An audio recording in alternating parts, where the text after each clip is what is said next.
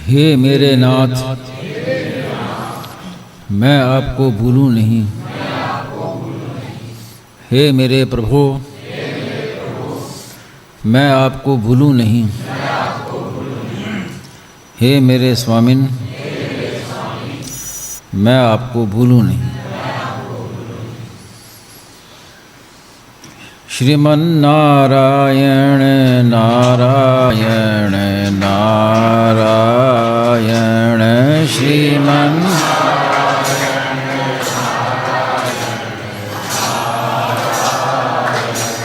श्रीमन्नारायण नारायण नारायण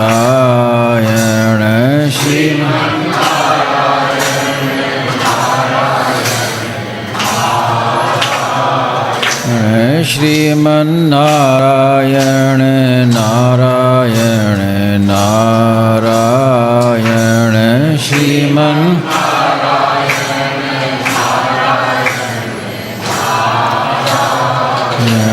श्रीमन्नारायण नारायण नारायण श्रीमन्नारायण नारायण नारायण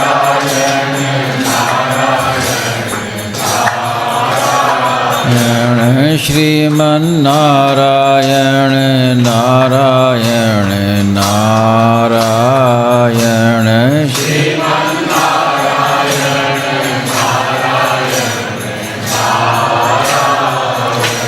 श्रीमन्नारायण नारायण नारायण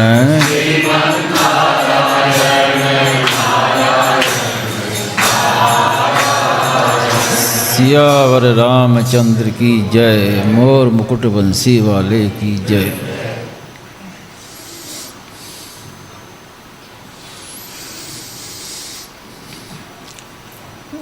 वासुदेवः सर्वम, भगवान ही सब कुछ हैं। इसको समझने के लिए दो प्रकार की दृष्टियां हैं। एक विवेक दृष्टि से भी समझ सकते हैं और विश्वास दृष्टि से भी समझ सकते हैं।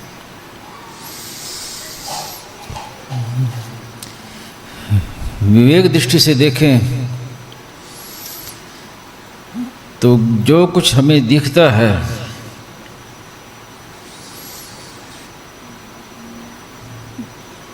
उसमें है रूप से एक सत्ता दिखती है।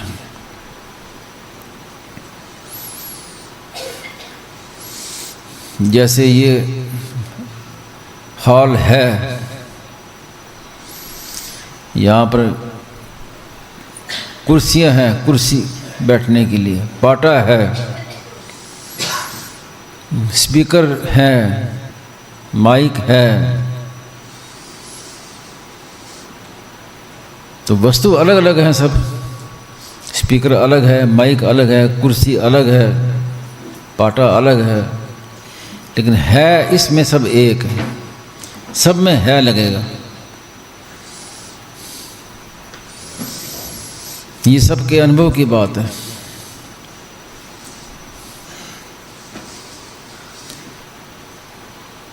तो जो बदल रहा है उसको छोड़ के है को पकड़ लें। है रूप से सब एक ही है। जो दिखता है ये नहीं रहेगा, लेकिन है वो है, जो कहते हो वैसी के वैसी रहेगा।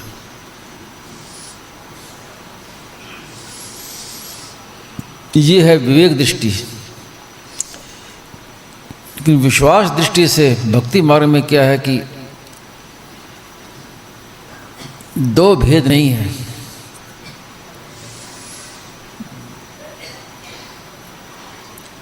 जो दिख रहा है अलग अलग वस्तुओं में, अलग अलग नामों में, वो दिख रहा है वो भी परमात्मा ही है। ये है वासुदेव सर्वम। ये भेद है। एक तो सब में है रूप से विद्यमान है और एक में सब कुछ वही है, यानी उसमें नहीं और है का भेद नहीं है। जो बदल रहा है वो भी वासुदेव, और जो नहीं बदलने वाला उसमें है वो भी वासुदेव।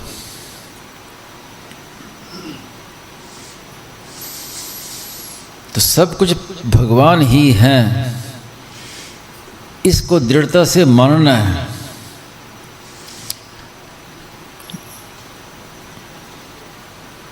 अगर कोई कहे कि पहले इस बात को समझ लें,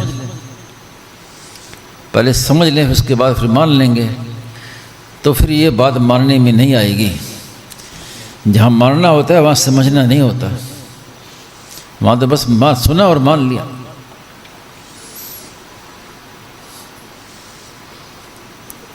उसमें कोई विचार करने की ज़रूरत नहीं है, कोई चिंतन करने की ज़रूरत नहीं है,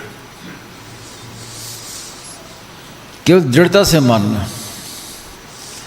दृढ़ता ऐसी कि भाई भगवान ने कह दिया, संतों ने कह दिया, तो बात सच्ची है। अब चाहे मेरे दिखने में आए चाहे ना आए, अनुभव में आए चाहे ना आए, लेकिन बात तो सच्ची है, ये मान लें दृढ़ता से। तो इतने ही बस वासुदेवाश्रम सब कुछ भगवान है, ये बात सच्ची है। संतों ने कह दिया, भगवान ने कह दिया, अगर इसको दृढ़ता से मान लेंगे फिर ये जो मान्यता है ये मान्यता नहीं रहेगी, अनुभव हो जाएगा।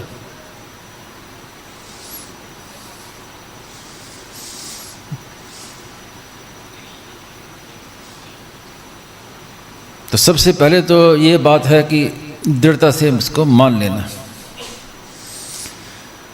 और इसका साधन क्या है? सब रूपों में भगवान को देखे। किसी भी रूप में भगवान हमारे सामने आए, जड़ के रूप में आए, पशु पक्षी के रूप में आए, मित्र के रूप में आए, शत्रु के रूप में आए, वो हैं तो भगवान ही।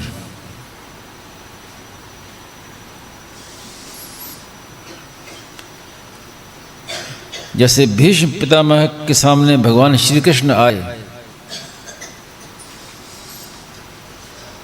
तो भगवान को वो अपना इष्ट देव मानते थे, लेकिन शत्रु पक्ष में आए भगवान श्री कृष्ण, शत्रु पक्ष में आए तो भीष्म पितामह ने बाण मारे, बाणों से युद्ध किया। भाव में फर्क नहीं है, व्यवहार यथा योग्य। तो ये खास बात इसमें ध्यान रखने की है कि सब कुछ भगवान ही हैं।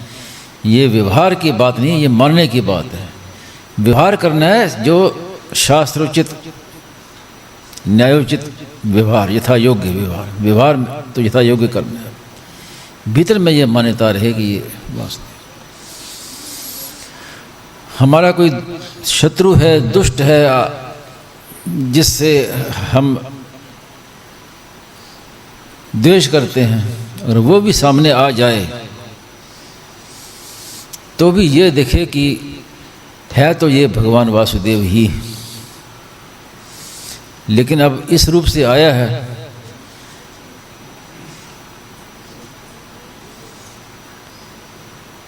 क्योंकि जितने भी जीव हैं,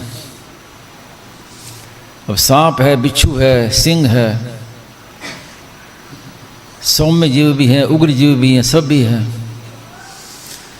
तो वो सारा जो उनका व्यवहार है, जो उनके स्वभाव है, वो ऊपर का चिपकाया हुआ है। भीतर में सब भगवान के अंश हैं, भीतर में सब वही है। तो भगवान ही इस रूप में मेरे सामने आए हैं, और जिस रूप में भी आए हैं उनको मन ही मन प्रणाम करे।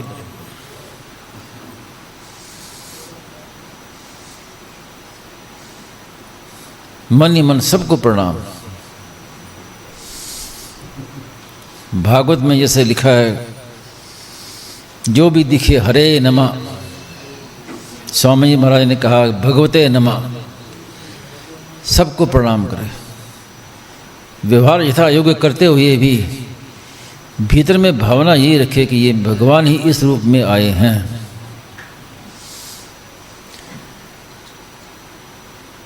भागवत में तो लिखा है कि लज्जा छोड़ करके साष्टांग प्रणाम करे, लेकिन आज साधक को अगर बड़ी मुश्किल दिखाई दे, कठिन दिखाई दे, प्रणाम करने में शर्म आती है, तो मन ही मन प्रणाम करो, बाहर से मत करो प्रणाम। बाहर से यथा योग वैसी व्यवहार रखो, मन से मन प्रणाम करो उसको, दंडोत प्रणाम मन से कि हे ये भगवान मेरे इस रूप से आए, मेरे इष्ट देव इस रूप से आए। तो ये सबसे ऊंचा साधन है।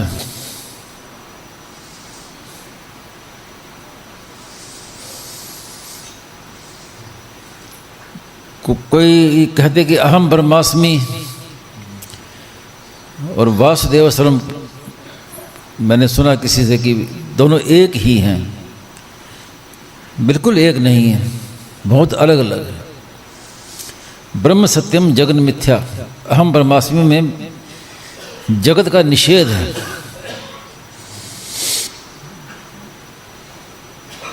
ब्रह्म सत्यम जगन मिथ्या, जगत का निषेध है। वासुदेव सर्व में निषेध नहीं है, ये खास बात है, मार्मिक। इसमें चाहे जड़ हो चाहे चेतन हो, नाशवान हो अविनाशी हो, सब वासुदेव है, इसमें किसी का निषेध नहीं है। जब हम किसी का निषेध करते हैं तो जिसका निषेध करते हैं उसकी सत्ता दूर तक साथ रहती है, जल्दी जाती नहीं है। लेकिन निषेध ना करें तो ये है वासुदेव सर्वम में।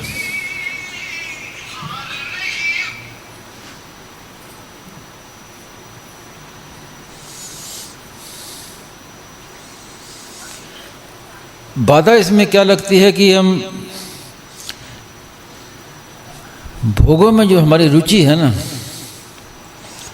वो रुचि बहुत बड़ी बाधक है कि जिस समय भोग सामने आता है उस समय वासुदेव सर्वम की दृष्टि लुप्त हो जाती है। अगर ये दृष्टि हमारी बनी रहे कि सब कुछ भगवान ही है तो हम भोग नहीं भोग सकते।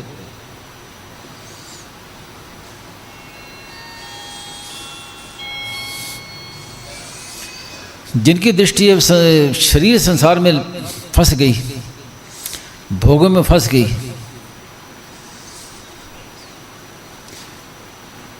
तो वो कैसे मानेगा सब कुछ वासुदेव ही है।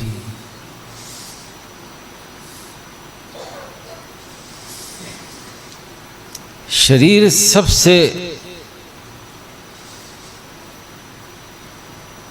अशुद्ध, सबसे दुर्गंधित। अब शरीर के भीतर में क्या है? स्वामी महाराज कहते थे कि ये मलमूत्र बनाने की फैक्ट्री है। शरीर की परिभाषा क्या कि मलमूत्र बनाने की फैक्ट्री। कितना ही बढ़िया से बढ़िया भोजन कर लो, मल बन जाएगा, और कितने ही शीतल पेय, सुगंधित पेय पियो, मूत्र बन जाएगा। अब हर व्यक्ति कहता है कि भी हम शुद्ध जगह रहें, अशुद्ध जगह ना रहें। आप यहाँ पे कहीं आके बैठते हैं तो नीचे देखते हैं भी गंदी तो जगह नहीं है, उसको साफ कर देंगे, नीचे आसन बिछा देंगे, आसन बिछा के फिर बैठेंगे, ज़मीन पर नहीं बैठेंगे। लेकिन अगर हमारी शरीर में ममता है तो फिर आप कहाँ बैठे हो? सबसे गंदी जगह पे बैठे हो आप, घृणा नहीं होती? क्योंकि मेरापन हो गया ना, मेरा शरीर।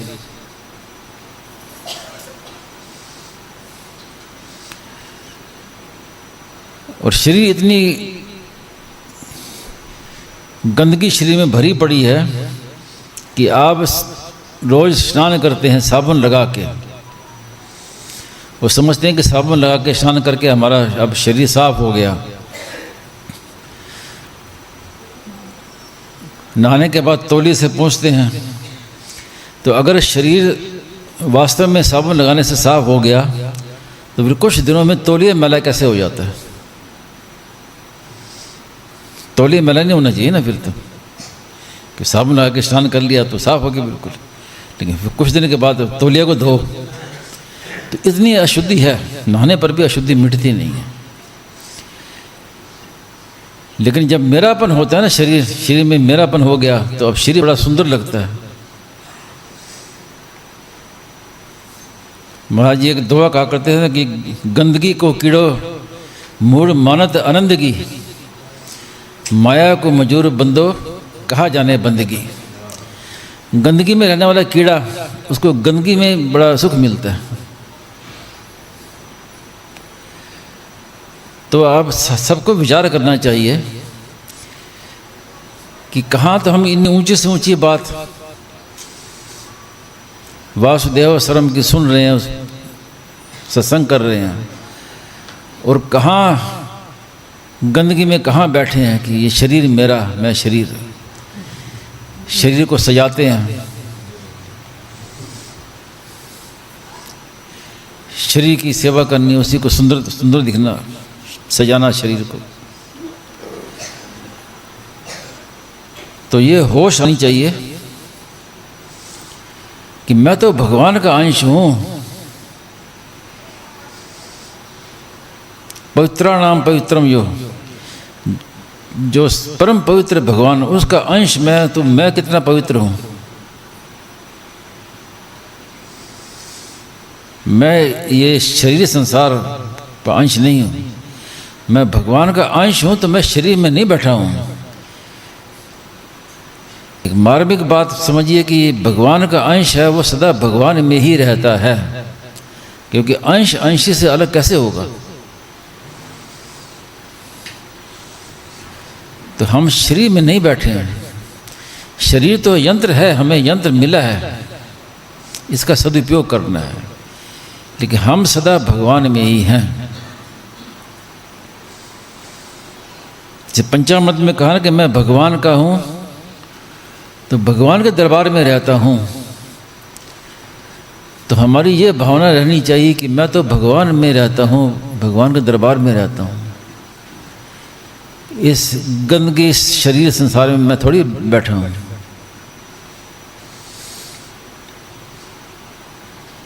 तो शरीर का उपयोग क्या है? शरीर का उपयोग यही है को संसार की सेवा में लगा दे।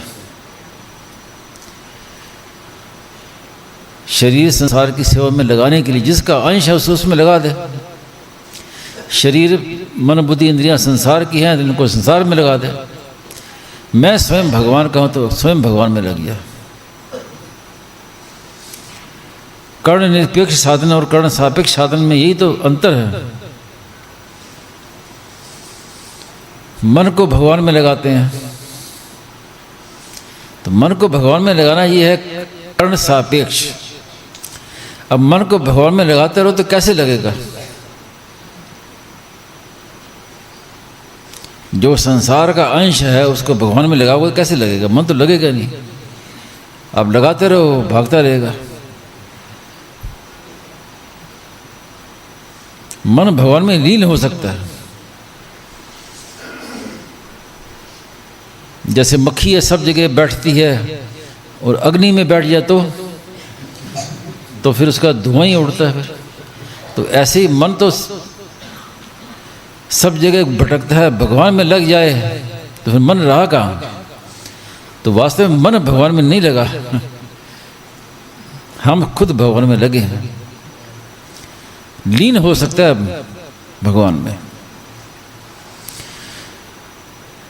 तो जो परमात्मा का अंश है वो परमात्मा में लगेगा और जो संसार का अंश है वो संसार में लगेगा। तो मन को भगवान में ना लगा के स्वयं भगवान में लग जाए कि मैं भगवान का हूँ, भगवान मेरे हैं। तो मन को लगाना ये हुआ कर्ण सापेक्ष, और मैं स्वयं भगवान में लग जाऊं, मैं भगवान को, भगवान मेरी, ये है कर्ण निरपेक्ष। तो सबसे मूल बात वो यही है कि अगर वासुदेव सर्वम को समझना है तो ये पहले स्वीकार करना पड़ेगा कि मैं भगवान का हूँ, भगवान मेरे हैं। तो सुगमता से बात समझ में आएगी। और भगवान का अंश हूँ इसलिए मैं भगवान में ही रहता हूँ, पंचामृत में कहा कि मैं भगवान के धाम में रहता हूँ। तो धाम कहो या भगवान कहो, भगवान और धाम में फर्क नहीं है। धाम को समझें, अगर विवेक दृष्टि से देखें तो अपनी सत्ता में रहना, मैं वही हूँ, इस सत्ता में अगर हम रहते हैं तो ये भी भगवान के धाम में बैठे हैं, ये भी भगवान का धाम है।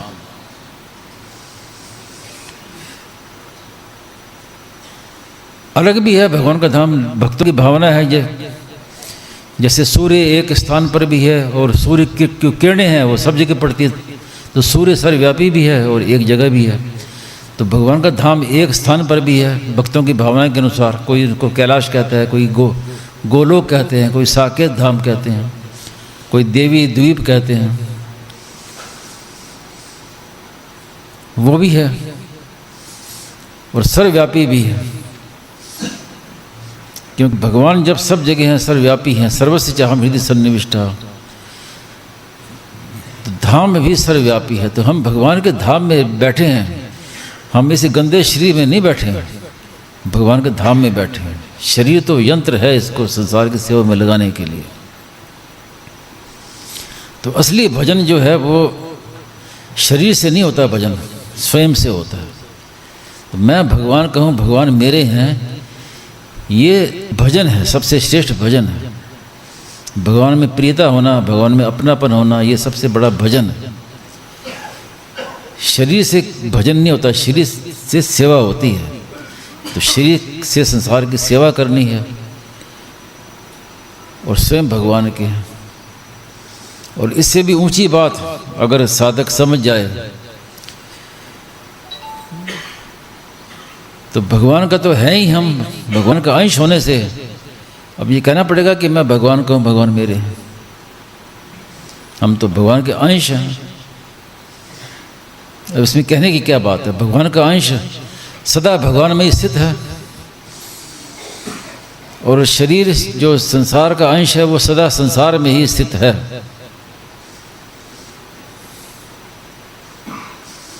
दौड़ सके तो दौड़ ले जब लग तेरी दौड़, दौड़ क्या धोखा मिट्या वस्तु ठोर की ठोर। भगवान नित्य प्राप्त हैं और संसार नित्य अप्राप्त है। अब इसमें करना क्या? नारायण नारायण नारायण। कोई जिज्ञासा प्रश्न नहीं। प्रभु सत्य चेतन आत्मा आनंद घन, आनंद घन प्रभु सत्य चेतन आनंद घन, आनंद घन प्रभु सत्य चेतन आत्मा घन, आनंद घन प्रभु सत्य चेतन आत्मा घन, आनंद घन, आनंद घन, आनंद घन, आनंद घन, आनंद घन, आनंद घन, आनंद घन, आनंद घन, आनंद घन, घन, आनंद घन, आनंद घन, आनंद घन, घन प्रभु सत्य चेतन आत्मा आनंद घन, आनंद घन चेतन आत्मा आनंद घन, आनंद घन प्रभु सत्य चेतन आत्मा घन, आनंद घन प्रभु सत्य चेतन आत्मा आनंद घन। सियावर रामचंद्र की जय, मोर मुकुट बंसी वाले की जय।